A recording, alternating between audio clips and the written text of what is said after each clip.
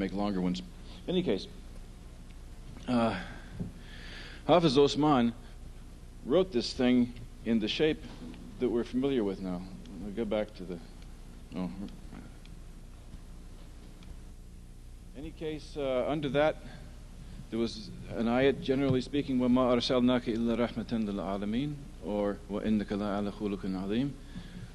And then under that, the finishing part of it. Now, this one here is Hafiz Osman's. Unfortunately, the paper on it became very dark, and it's very hard to read it, but that's one of the very first ones that was ever written. It's about 1745 somewhere where that was done. Now, after that, the calligraphers copied it in many different versions, but basically like that. This is one of his work. He made over 250 of these. Some of them are over 6 feet high. How did he have the time to do it and all of the other things? That's a mystery that nobody will ever solve. But he and his students, many people made these things.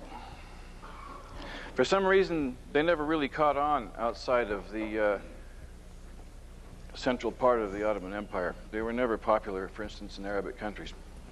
This one was done in the Nastaliq script, which is very much like what is used to write Urdu. And this one was done by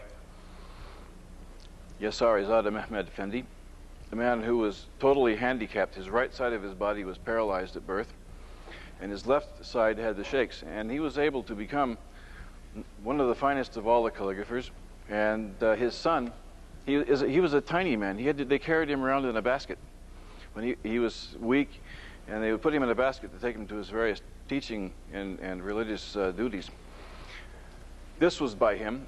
He was the first one to write it in Nastaliq script, and his son, Hilye-i-Saadet,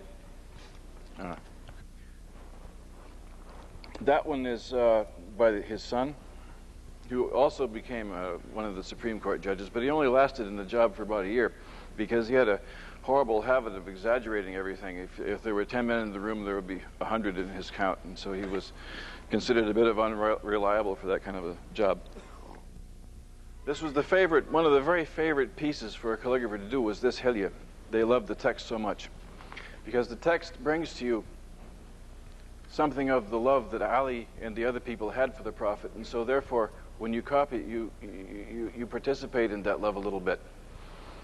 And when you keep it in your house, it's a very nice thing. It's a very special kind of event. This one line, for instance, here says, from his belly to his chest, there was no sign of any fat. Things like that. It says his body was softer than silk. Now, many of these things exist. Oh, here we go.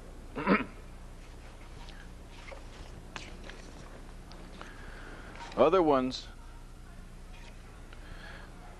have other kinds of ones. There's a hadith that Abdul Haq and I have never been able to substantiate. We've tried, but we can't hear it. But it's something to do with the importance of seeing the Prophet, and it uses that word in it.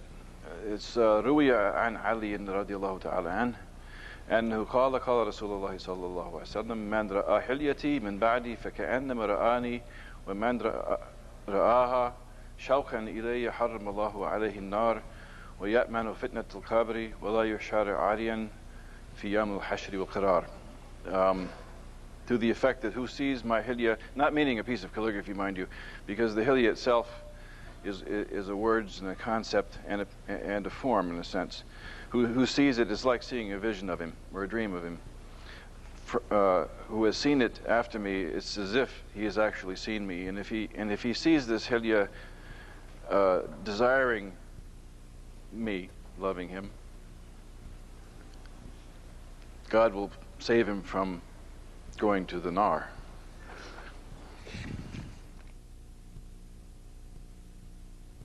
This was one by Hassan Rida, who was one of the great Quran copyists, and he is largely remembered for the Qurans that he's got still printed and still in existence today. Now, let's move to the next one. This one, believe it or not, in the very center of it's a hilya. It was written by Sheikh Abdulaziz Rufa'i, one of the great Rufa'i sheikhs of the early 19th century, early 20th century.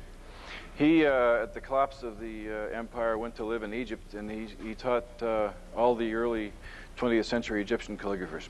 He founded the Royal Academy of Calligraphy in Cairo. This one is mine. This is one where this is what I received my ijazat with. Now, in calligraphy, it's very common to, when you reach a certain point, you're asked to do a piece that will become your certificate. And so that was what happened in my case. My teacher, who's Hassan Chalabi, asked me to do a hilya, and I sent it to him in '86 or '88, and it was finished off, and that's what it looks like. And it has the certificates underneath. Those are the certificates, part of the same piece. Now these are various ones that I've done since then. I'll go through them briefly, and then we can get on with it. Okay, it's a pity they're all so dark. Okay, let's go.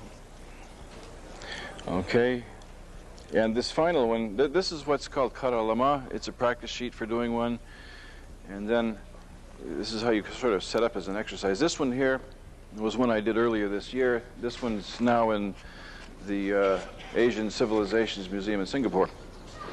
Now that's all the slides.